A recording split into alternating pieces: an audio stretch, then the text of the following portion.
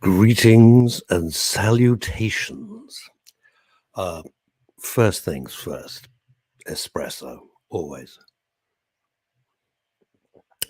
Ah, yeah, it's the one-armed bandit here, coming at you live and direct. Boy, oh boy, I got to tell you, man, this is the first bone I've ever broken in my life. Right? Never broken anything before. I was very, very lucky.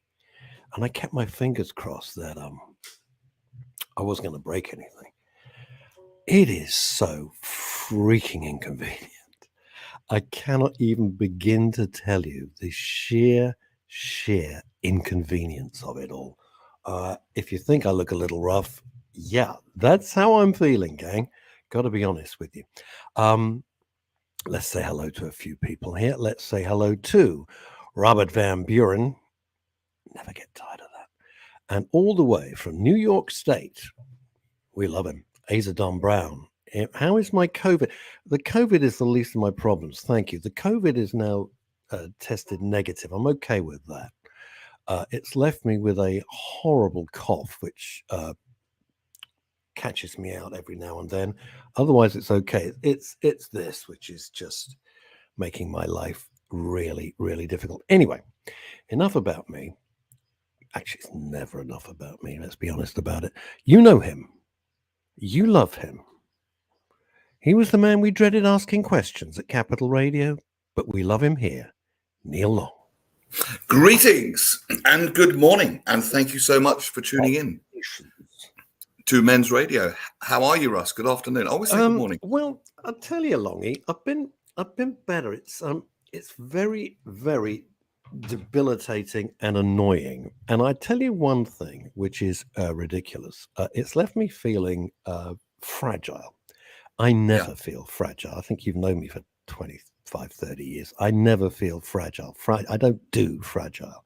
No. And it's made me nervous, I went out yesterday. Somebody came round, thank heavens, and walked my dog. 'Cause I can't walk. I can't. And I took a huge stick with me. I've got a big walking stick. And I needed that because I really felt nervous. I thought, because if I fall over again, it's infuriating. And that's the psychological effect. It's interesting. The psychological effect is it makes you feel very mortal, stupid. What the hell? It's a hand. And because this hand is also sprained, and I've got no dexterous skill in this hand at all because I'm left-handed, it's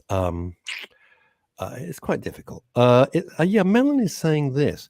It's probably the shock. I did go into shock. I had such a shock because, normally if you're falling, you put yourself down. You don't suddenly find yourself flat down. You're right. What have we got here? Neil Long is like your Ed McMahon. Neil's great. He is like the Ed McMahon. Right, Luke, what have we got from Luke Newman? What does this say, Neil? Good afternoon, gents. I'm currently busy packing for my humanitarian trip to Nakuru in Kenya. It's my 7th trip building classrooms in schools. Oh, Luke, that is... When people do that, Neil, do you feel like... I feel like this big, when people say, yeah, I'm going off to God knows where and I'm going to build a classroom. I'm going... Geez, I might go to the kitchen and make a sandwich if I could. I kind of do and I don't, because I think each to their own. I'm pretty good at doing some things, and I'm not very good at doing others. And I'd rather contribute where I'm good at doing what I do. If you know what I mean. Where would that be? Where are you thinking? No, where you would know, Russ. Well, no, where you would know, Russ. Clearly. No. Running Mare. Oh, do you know what? You know what I've done, gang? I've completely effed up. I have totally effed up because I'm on painkillers and I'm really not feeling 100% in my head. I've managed to book 2 guests simultaneously, or maybe I haven't. And let's bring them on. Let's see how the hell this goes. All right. I can see them. I've got control, remember. So if you need me to do any of that, let me know. You got my thing. Oh yes, I've got complete control of the show. This is. Did you want to retract that last comment? No, you're an idiot, and right. That's it. Because Neil is here now. I'm delighted to say permanently. I'm so thrilled. I'm so thrilled. What, you look shocked? Did I forget to tell you that? Yeah, I didn't get that memo. You said until June, but hey, that's cool. Well, maybe until June. I don't know. It all depends when, the Israeli tourist bothers to get. But I don't. As far as I'm. Anyway, you're here. Look, let's welcome Jonathan, and let's welcome. I don't know where she's gone, but she's disappeared somewhere. No, she's not there. All right. There she is. Gazelle, Jonathan. Good afternoon. Good afternoon. Hello. Good to see you again, Jonathan and Gazelle. Hello. How are you? Welcome to the show. Thank you so much. Thanks for having me. A biggest thanks to Jonathan, my best friend from UK. I was amazing, actually. Now I'm wonderful. Words can't express how excited I am to be with you guys. And it's a pleasure to meet you. You're nice and quiet. You want to probably speak up a little bit, Gazelle. There's a couple of people in Belgium can't hear you. Where are you? Where are you, Gazelle? Sounds like you're next door. Right now, I'm living in Kuala Lumpur, but I'm from Iran. You're from Iran, okay? Yes. And you're at the moment your age is twinned with East Croydon. It's not. Okay, right, Jonathan. You were a big hit when you came. Neil, is that too much even for you?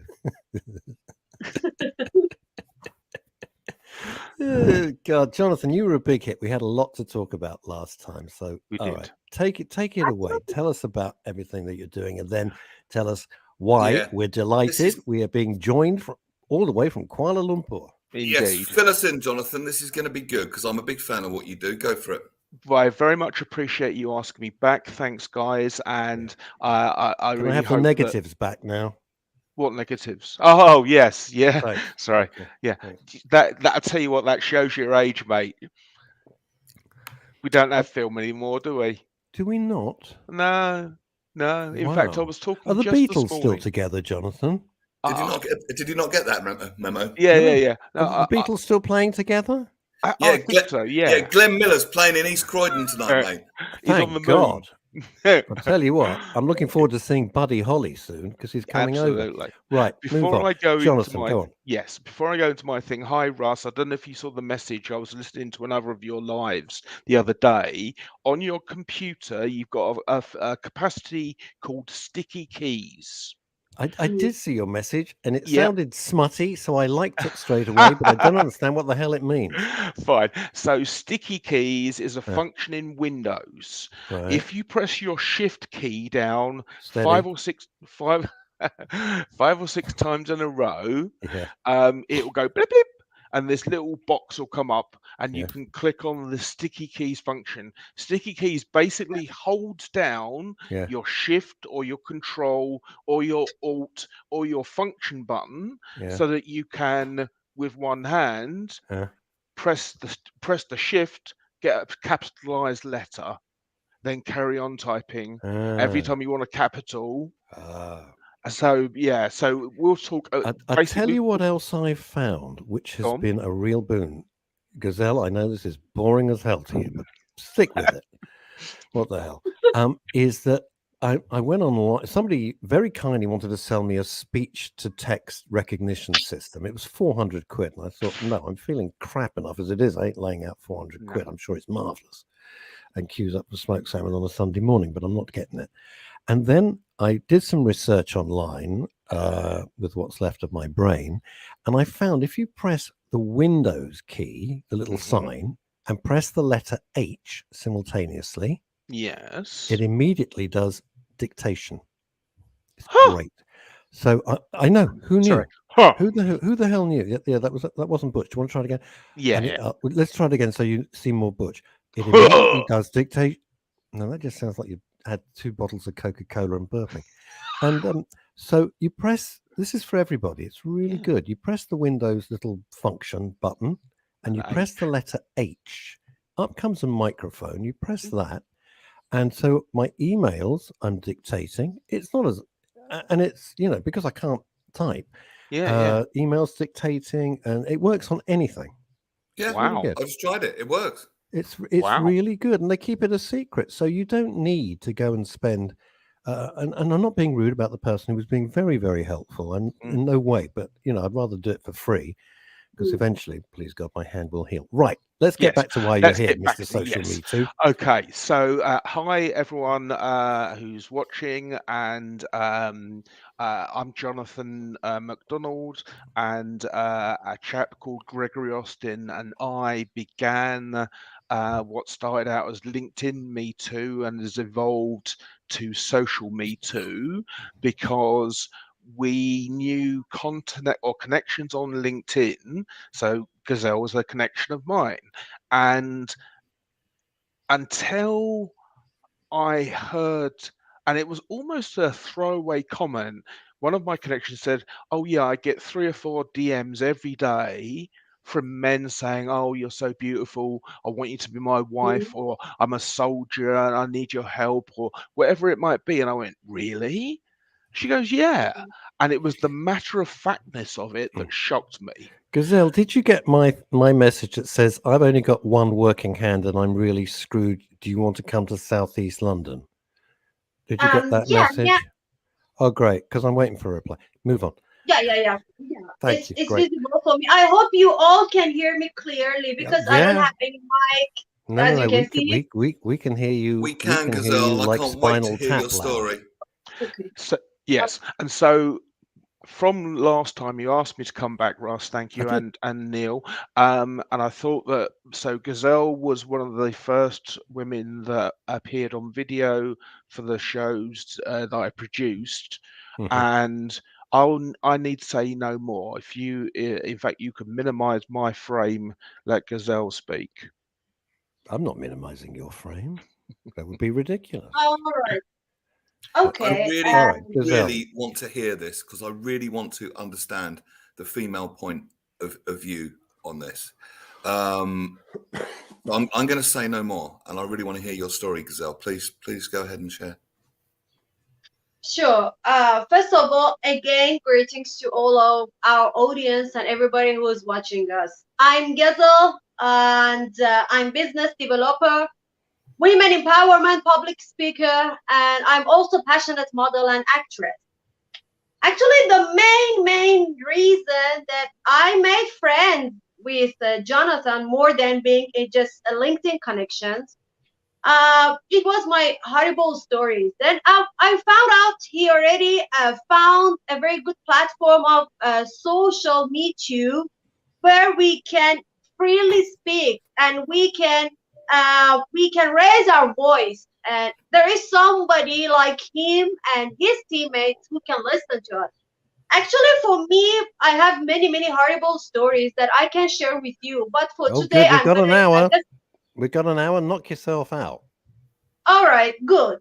But for today, I don't want to take a very long time, to explain more. Later, you can check our YouTube channel of Jonathan McDonald. But for today, actually, what I have since my childhood until now, until yesterday, so many crazy things, many misbehaviors I face, abusive conversations, and many things, But the best part I can share with you is when I moved to Kuala Lumpur, I moved to Malaysia. Actually, since the age of 19, I was traveling of the country as an interpreter, English, US, Persian. Then at the age of 24, I came to Malaysia. I moved. Why? Because I wanted to have a brighter future in a better country. Yeah. Then when I came here, I was supposed to stay here for 4 months only, not for a very long time, but it's already 5 years I'm here. It was because I got a very nice job offer from an immigration company, educational immigration company. And after 2 months of my residency in Malaysia, the boss, the main manager, he told me that, because you are so talkative, I really want you to be my immigration consultant. I was like, okay, sure, I can make it. But I didn't know this person is so creepy. I have been harassed by him. Harassed? After did you while. say? I think after 1 month. Whoa, hello, Gazelle. Did you say you've been harassed by him? Yeah. Yes. Okay. For the beginning, everything seemed to be okay, but Sometimes some people, they give you some vibes which is Yep. disgusting for you, and you are like, Yeah, I know. why he was not doing anything, but his vibes was so creepy, But you have a unfortunately. sixth So sense. nasty. You have a sixth sense of when people are creepy. And That's I right. think sometimes we're trained That's out of right. ignoring that sixth sense, and I think this has been a massive Yeah. problem because Right. Mhm. if you get that, for want of a better word, gut feeling about something, Yeah. but then it's, I Mhm. can't say anything. He's my boss. He's more important than me. My career depends on it. That's Other right. people depend on it, and that has been a massive problem. And it's all come to a head recently here in the UK, as I'm sure you know. And but with things like Me Too and of course social Me Too, that's beginning to be broken down, which is why I'm fascinated in this, because everyone has a right to, shall we say, walk unmolested, if you like, and I mean that emotionally or physically.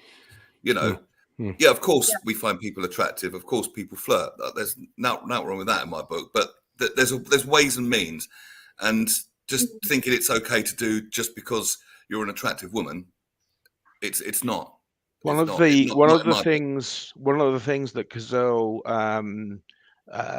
just mentioned when we did a recording with her, which was so profound, and that is that social platforms Mm. are where business is done, Yeah.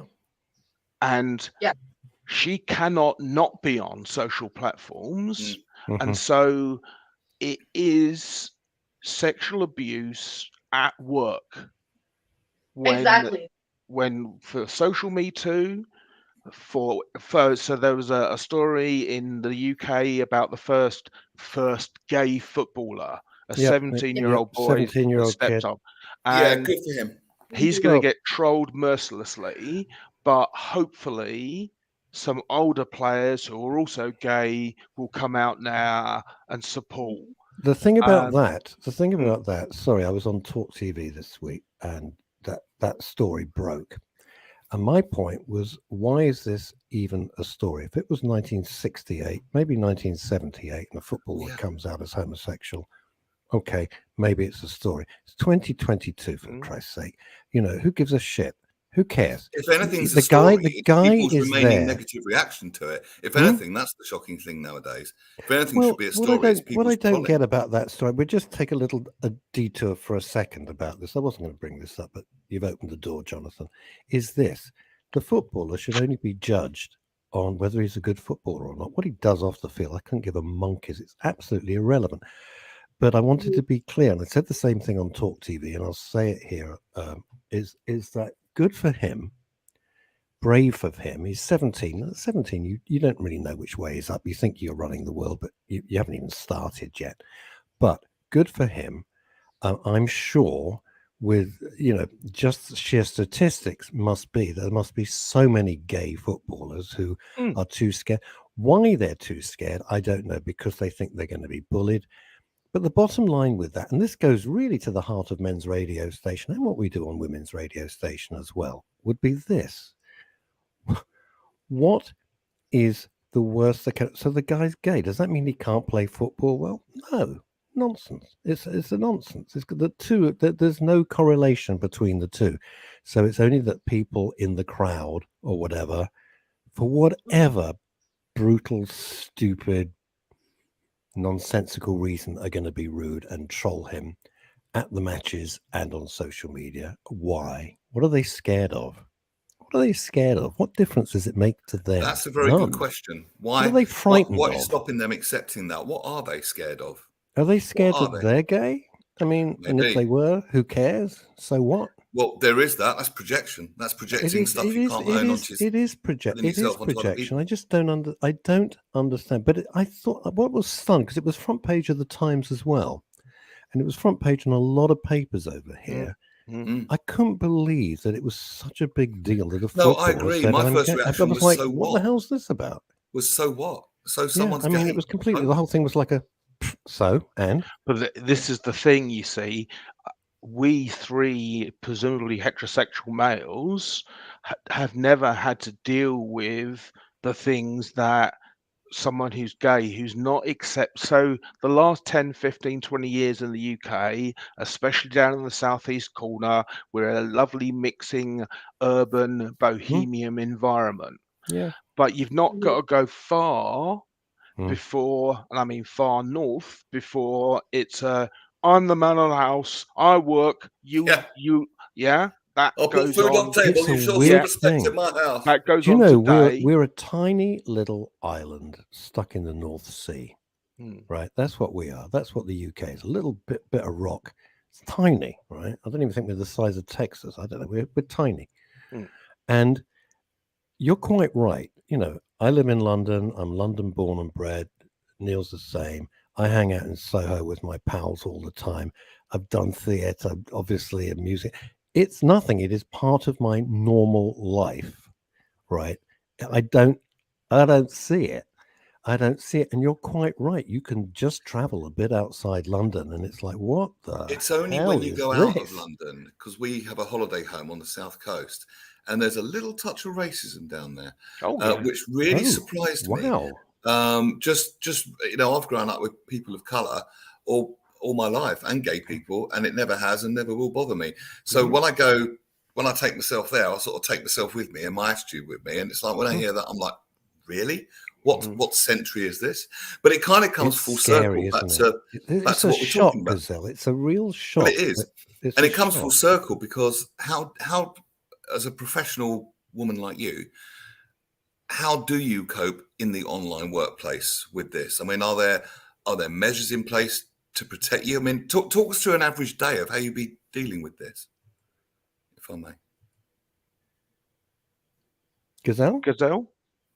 Oh, all right. Sorry. Because Did you your switch voice off? was Were you breaking, thinking I about thought TV you were tonight? talking with Jonathan. Actually, for me, I have been faced, to this kind of abusive behavior since the age of 6. 6? Yes. Right. By my friend's brother, unfortunately. Oh, But for me, how old? Gazelle. Sorry? How old was your friend's brother to try and position He this? was You're 6 years old. You're a baby. 12 years. Jesus. This is what I said Yeah. to you on the last interview, wasn't it, Russ? Oh, Children abusing children. that's disgusting. Sorry, Gazelle.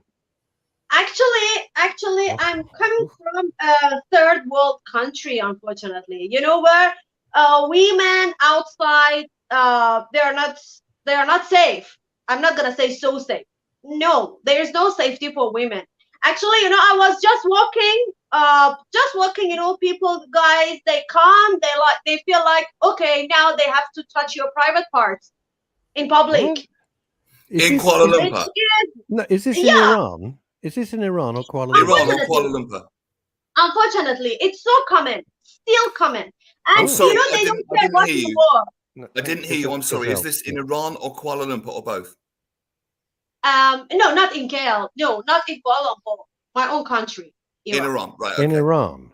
So you're saying, as a woman in Iran, you're walking down the street and guys think it's completely okay to go up and molest you. Yes. Blimey. And yet it's the same country that's got so many rigid rules around this kind of thing. Yeah, go join the line. Common. Join the line. Yeah, it's something common, for people. It's like, well, what's wrong? What's wrong with that? It's my fault because I wore something attractive to attract guys to come and touch me. It's always, I am the one who will be blamed. Once a few years ago, before I wanted to come here at the age of 22, I was outside. It was 9 o'clock, 9 p.m. I was with my friend. My friend is an old woman, like my older sister. We were outside and we had to cross from the highway. But we were like, okay, because we had two options: to cross from highway itself or to use the bridge. And we prefer to use the bridge for our own safety. But the bridge is not safe. We were in the bridge and 5 guys, they came to me, 2 of them, they hold my hand from behind. The other one was touching my private part, and the fourth one, he stole my money, and the fifth one, he was busy touching my friend. My friend, after that, she went to hospital for 2 weeks. She has been admitted in hospital for 2 weeks. And for me, I was like, what can I do now? You know, so that's a nice little snapshot of life in Iran. Not to mention the nuclear program. I am sorry that you had to experience that. Well, it's unbelievable. Because that is just bloody disgusting. I'm sorry. It is disgusting, but and I'll just step in for a moment. And the hypocrisy is fantastic. Yes, utter hypocrisy. Well, no, because here's the thing, and this is the problem. This is such the problem. Right. Russ, Neil, myself. I just put in the chat a thing about the Everyday Sexism Project. So I saw this woman being interviewed on BBC News 3 days ago. Mm-hmm. In this country, all day, every day, men, not all men, some men behave like this to women in this country. We cannot other this and say it's Iran because it happens here every day. But Jonathan, I'm going to stop you. I'm going to stop you for a second. I am not going to join the train that says all men are rapists. No. All absolutely men are terrible. Not. I'm not having that because not all. It's I mean, nonsense. I'm really tired. I am tired of having to apologize for being white, and I'm tired of having to apologize for being a man. I will do neither. It's how it is. So get over it. Sorry, I can't. Well, that's the pendulum swinging too far the other way, and that's the problem with things like this. Whenever there's something important like this, the pendulum will swing, and it generally swings too far the other way. And yes, there is a small group of people that think that all men. I was very careful, Russ, to qualify not all men. It certainly isn't all men, and lots of the people I know are very much supportive of women. You've asked me back on this show because of that. Neil was asking back. So it's not something where unless you have done this to someone, you don't need to apologize for anything. Well, unless and I haven't. And also, I tell you, when I won't be using public transport for the foreseeable future. When I do, I won't even make eye contact with anybody. I don't need their bullshit. I don't need that. I didn't like the way you look at me. I sit, I have my audiobook on, and I have my eyes closed. What a way to live. Is that really how we are? Is that really it's that pendulum swinging too far in the opposite direction. It drives me nuts, but I'm not going to give anybody an inch of an open door to say, oh, I didn't like the way he looked at me, or he looked at me in a straight. Screw you. I'm not having it. I we'll come back to Gazelle in a moment, but as you know from last time, I would challenge that because when I go on public transport, or in fact everywhere, all the time, all day, every day, to everybody, woman, man, dog, grandmother, whoever it is, I'm an entirely sociable person, and I was. Well, yeah, but you see, the fact that you're not now is not, I think, because of society, because I am behaving in a way that you used to. I'm friendly, I am sociable, I am chatty. How do you think I got to meet Gazelle or the other women in my Just connections? lucky. You're right, and that's how I am, and I like making new friends. I like meeting people, and I'm a red-blooded male. I find women very attractive, but there's a line, and consent is key. And on the wrong side of consent, I won't go there. On the right side of consent, it's a very big playing field, and there's a lot of fun to be had there, 100%. But consent is key. And the fact that you experienced that, I feel like apologizing to you on behalf of those idiots that did it, because no one has the right to treat you that way, Gazelle, and it angers me. And I think even more so now that I have a daughter. I don't know, how old are you, Gazelle, if you don't mind me asking?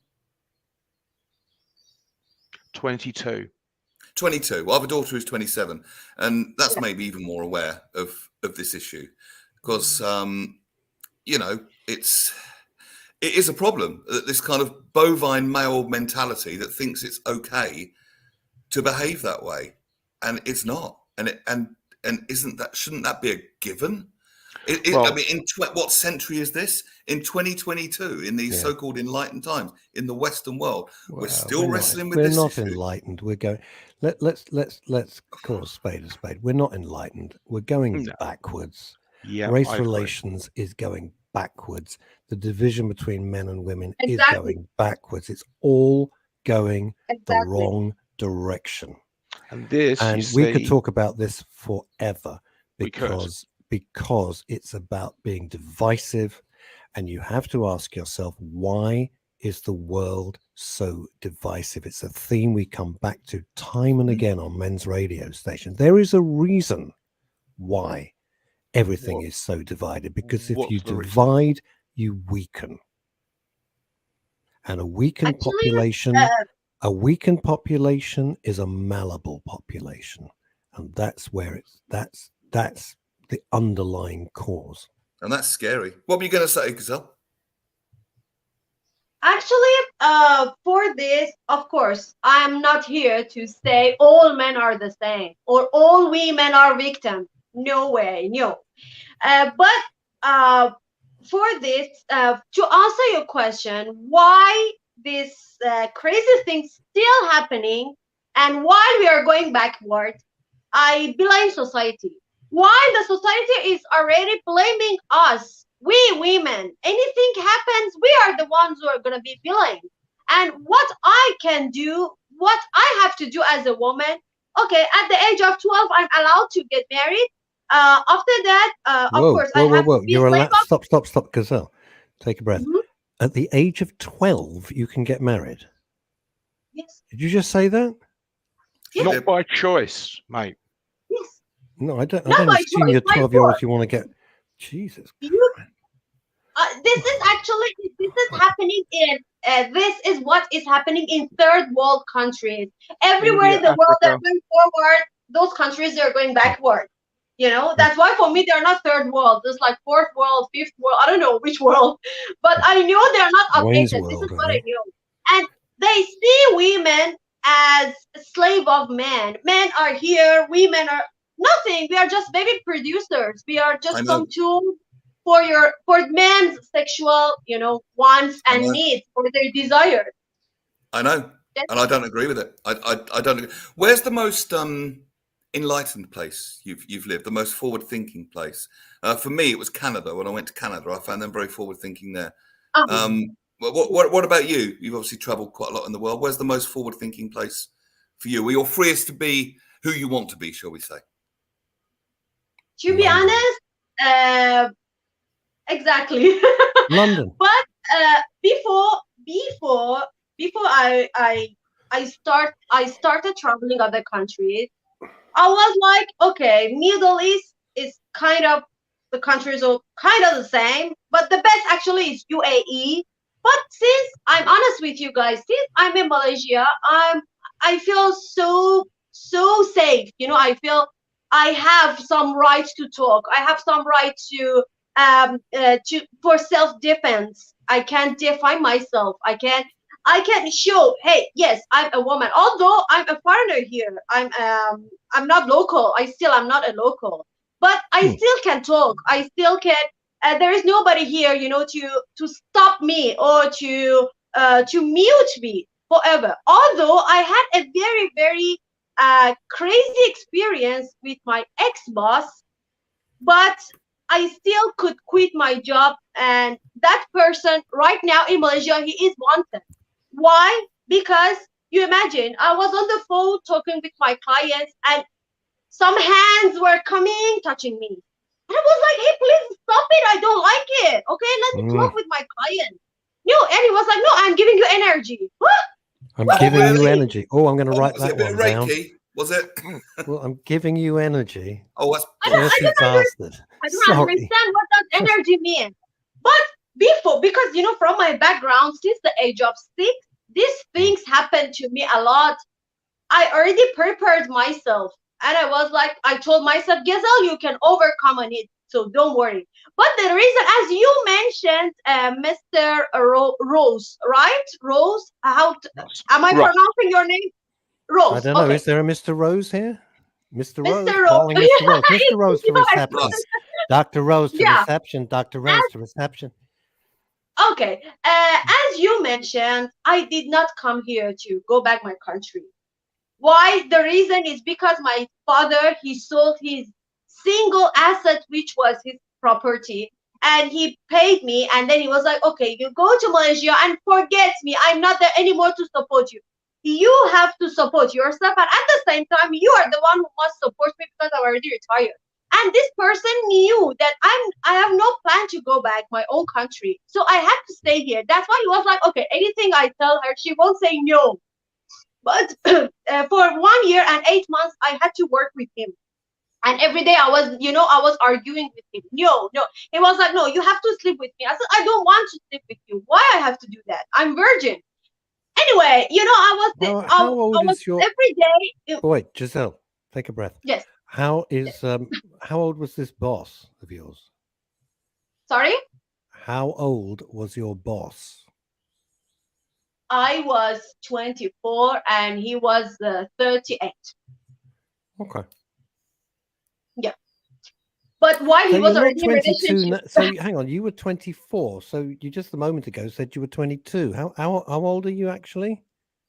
Right now I'm 29. This October I'm There going to we be go, 30. Neil. So you have to dig a little deeper. Okay. You see, one of the reasons is, and before everyone goes, oh, please don't, the Amber Heard Johnny Depp thing, I can give a shit about two multimillionaires having a spat. I mean, it's just entertainment for everybody else.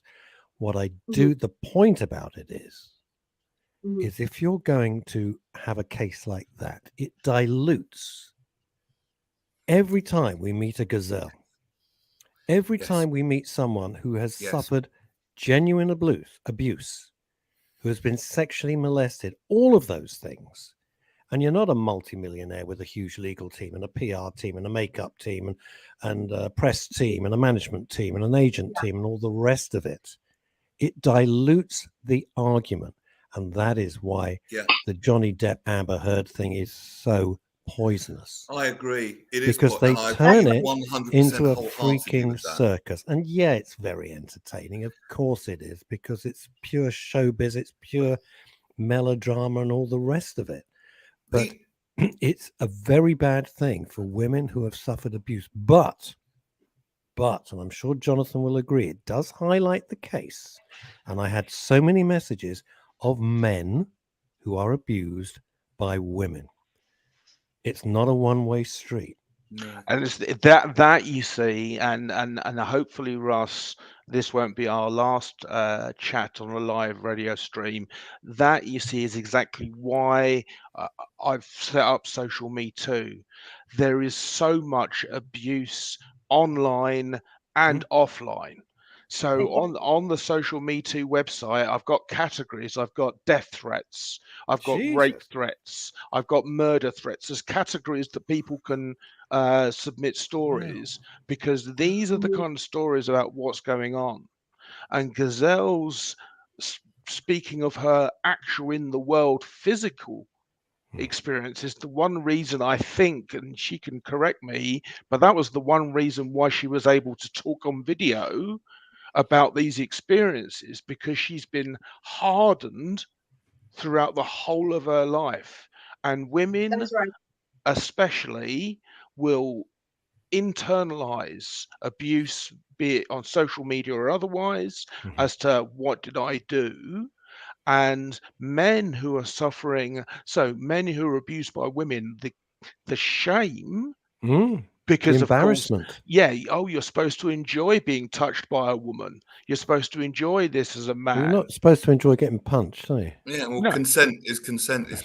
Exactly. So I mean, we've got a situation whereby the way people are behaving towards each other, it's like, so dark energy in the universe is forcing things apart from each other at a faster rate.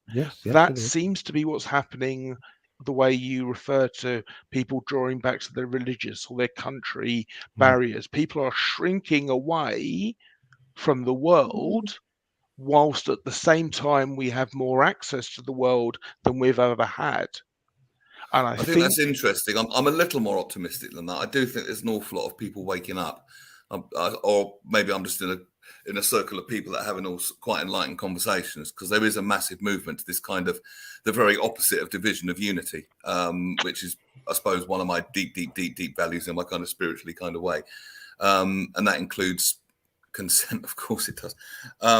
Just it's not rocket science to treat people respectfully and well. My rule of thumb on social media is if I wouldn't say it to your face, I wouldn't put it online. People think social media is a place to hide. No, it's not. Social if you wouldn't media. say it, you know, Neil, and I'm sure everybody listening and watching around the world would agree. If you haven't got the balls to go and say to somebody's face that it's pathetic to write it, it's pathetic. And I always think that's the mindset we live in. Some sad loser sitting in your mum's spare bedroom, you know. But that isn't the case.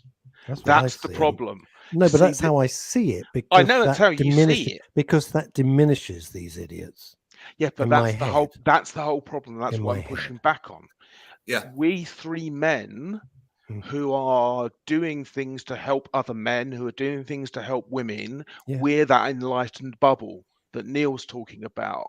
But the people that, whether it's a man abusing a woman or a woman abusing a man online, those are not people in their mother's bedroom, in that stereotypical image of what an abusive person is. Of the sad loser with the Tesco's laptop dressed It's in no his longer underpants. the case.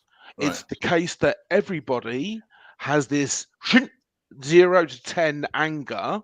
Yeah. So I have a Twitter thing for social me too, but I don't engage in it at all. Twitter is like deliberately infuriating, and so people get used to Jonathan, there was do you know, here's the thing about Twitter, and Gazelle said this right at the front end of the show, is this: if you use it as a tool, I use social media because everything I do relies on it. The radio, my other radio work, my books, my stand-up, all of that.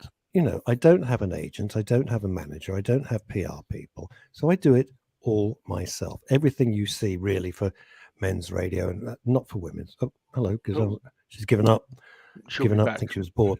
Don't know. Maybe. And so you've got to use it judiciously. One of the things, and I always say with one of my best pals, who's Ray Gelato, the jazz saxophonist we meet every Saturday morning. He says, and I got into a row, and I said, Ray, you're bloody mad. I never engage. I read some of this shit, and it is shit, and I think, you're an idiot, and I'm not going to give you the satisfaction of engaging. I look at it, I scroll past it. So for me, Twitter has been amusing, charming, and supportive.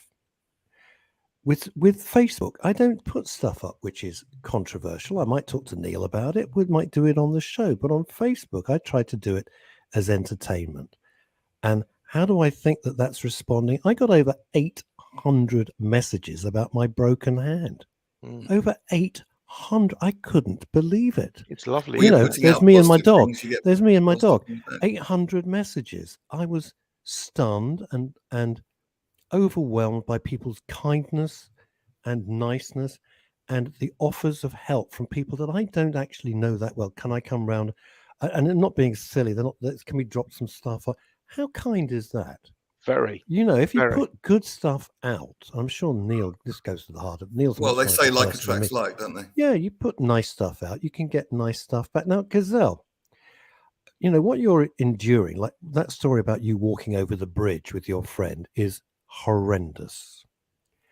The other side to that is this. My career, apart from broadcasting, was always advertising, both in New York and in London. And in advertising in its heyday, yes, I really was exactly like Mad Men. It was that is who we were, right?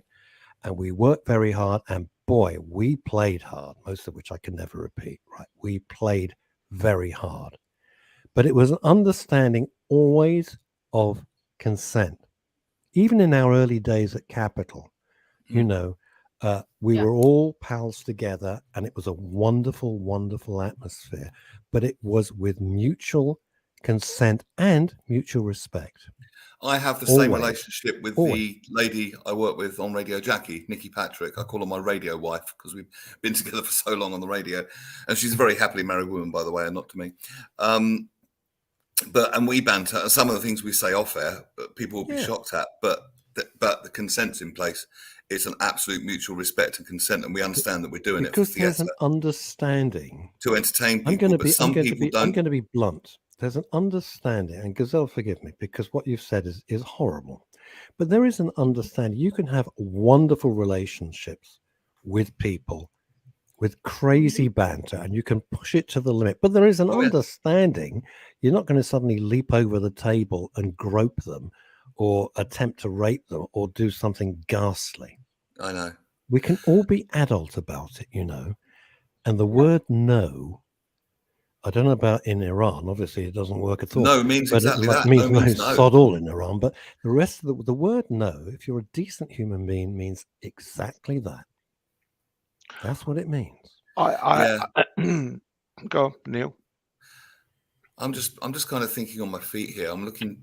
I guess I'm looking for the right words that I want to say to Gazelle, because I'm just, as I said, it angers me that people that forgive me, you know, a beautiful young woman like yourself who wants to be successful, wants to be happy, just average normal human desires, has to endure this shit from people that think they've got some sort of God-given right to do it. It's an irony. It's an irony that the more superior people think they are, the more inferior they act, right? Gazelle, can I ask you a question? And I'd like Jonathan then to comment. My question is this. Neil just said something which to me is perfectly innocent. And you just said a beautiful young woman, etc., etc., etc. Have we got to the stage in life when you're not even allowed to say that? I don't think so. I hope not. I'm asking the question. Please. Yeah. So how do you feel about that, Gazelle? Unfortunately, now I'm on this camera and now I'm interviewing with you is because I'm not in my own country. And I don't know what's going to happen to me after that. Because unfortunately, my country, women, they must be mute, zip it. You have not to talk.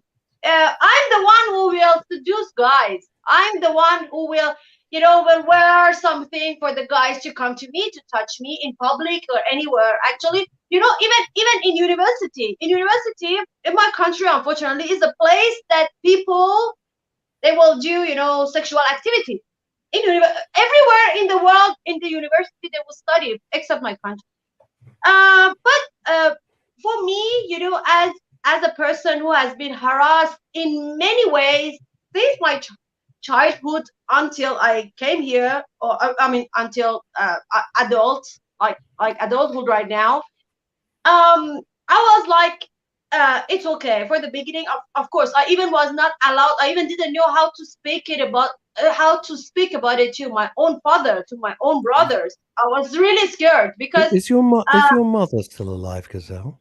Is your mother still alive? Is your mother still alive? Yes, my mother and father, both of them. Because you've only mentioned, it's interesting, you've only ever mentioned your father. Your mother hasn't come up once in conversation. And I'm wondering, can you not speak to your mother about any of these things? Actually, I'm a best friend with my mom. Yeah, I remember when first time I had an abusive behavior from my friend's brother at the age of 6. I was just keep crying. And when I came back, because I was at her place, we were neighbors. And when I came back to my own home, I was just crying out loud. My mom was like, yes, what happened to you? Why you keep crying? I said, Mama, I can't tell you. It took exactly 1 hour. I tell her what happened to me. Why? Because I have 2 brothers. My siblings all are older than me. My both brothers, they're so strict and still bigot, I can say that. And I was like, if I tell that to my brother, because I was just 6 years old. I was scared if my brother can kill me, or I don't know, or do something against me. Hang on. Wait a minute. I'm a little confused. I'm a little confused here. If you had told your parents, would they have not gone? Logic dictates they would have gone round and sorted This little no, Jonathan's shaking his head. It And would have been instead, your you're in a culture where where the people you should be able to open up to and trust the most would actually blame you for it happening at 6 years old. Yeah, That is effing disgusting. well, of course it's disgusting. It is. It is. I agree with you. But thankfully, that time when that happened to me, my brother, he hit that person, my friend's brother, and my friend's brother, he was in coma for 1 week, and my brother went to prison because of me. Okay. Thankfully, I This have a couldn't get supportive much worse, family. could it, Jonathan? Bloody hell! This is a story and a half. What did I he hit him know. with? A crowbar? What did he hit? What do you mean? He hit I him and he know. went into a coma. Yeah, Wow. yeah, that's right. But unfortunately, not my family. My family, they're already they're kind of open-minded. But except my brothers actually. But now no, they are fine. But some families, you know, the father will kill daughter easily at the age of 14. She has been killed 2 Honor years killings, ago and we're in supposed to say that's okay. It's not okay. It's rubbish. It's not okay. Yeah, she has been killed by Why? her Because it father. would. She has been hated by her father because she got a boyfriend at the age of 14, And it and the brought shame father on the was family. already, and the father, sorry, the father was already interested in her to have sex with her. And then when she said no, the father killed her at 6 a.m. Now he's just in prison. Nothing will happen to him. Then he can come up anytime. No worries. Another thing happened. Yeah, but don't forget, Israel's a terrible country, obviously. See, this is what makes me sick to my stomach. You know, See, I thought you were talking about honor killing we there, but you tolerate can't this further. crap. There is. And also, There is. so we do not, and I'm sorry, this is a fact, we do not want this garbage imported into the United Kingdom. No. If you're going to live in the United Kingdom, you choose. abide by the laws of the United Kingdom. Yeah. If you go to America, you abide by American laws. You go to France, you abide by France. Exactly. You don't bring your own bullshit laws with you like a little backpack. Yeah, I agree.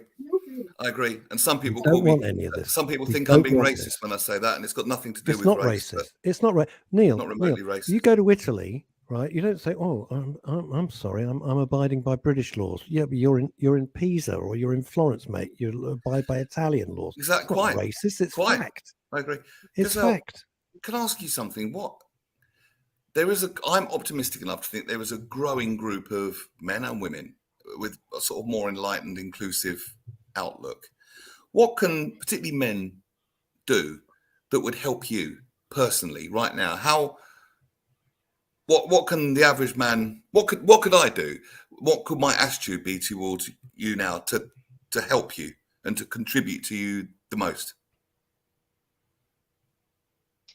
Regarding this, to be honest, this can happen only in developed countries because, as Mr. Rose already mentioned, I believe there is a hell.